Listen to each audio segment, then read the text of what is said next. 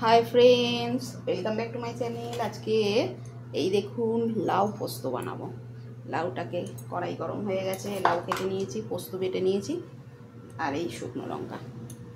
দেখুন আমি কড়াইতে তেল দিয়ে দিই, শুকনো লঙ্কা ফোড়ন দিলাম আর একটু পাঁচ ফোড়ন দেবো।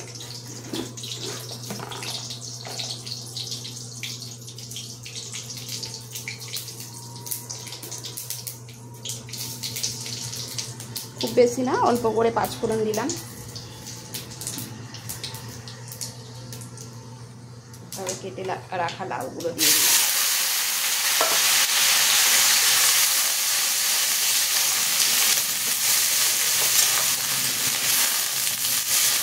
পরিমাপ মতো নুন হলুদ দিয়ে দেবো।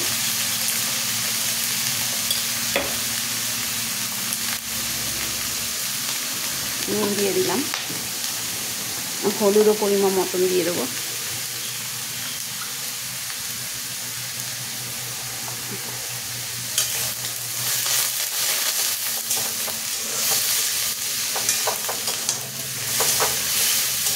তারপরে একটু ঢেকে দেবো যাতে লাউটা নরম হয়ে যায় তাড়াতাড়ি।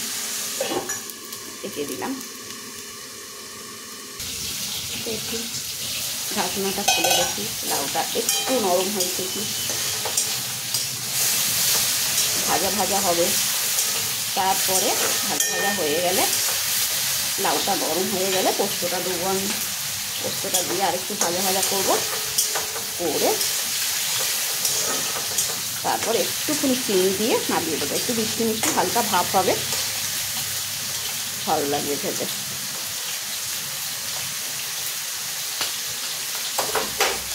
আর একটু থাকবে, আর একটু নরম হবে। নামালাম, ঢাকনাটা ভাজা ভাজা হয়ে গেছে। পোস্তটা দিয়ে দেবো এবারে। এতে আর জল দিতে হয় না, কারণ এতে আর জল লাগে না। লাউয়ের মধ্যে যে জলটা থাকে জলটাতেই নরম হয়ে যায়।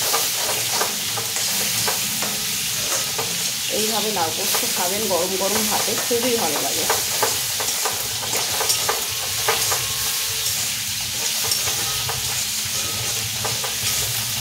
একটু ভাজা ভাজা হবে, একটুখানি আমি মিষ্টি দেবো।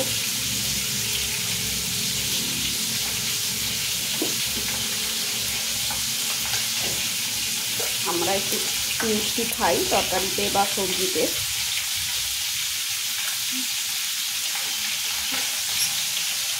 একটুখানি মিষ্টি দিলাম।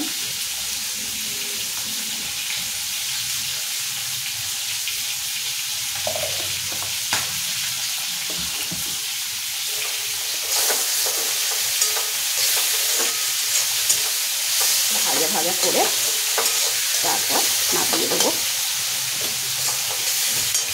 একটু হালকা নুন লাগবে, এখন নুনটা দিয়েছিলাম একটু কম হয়েছিল।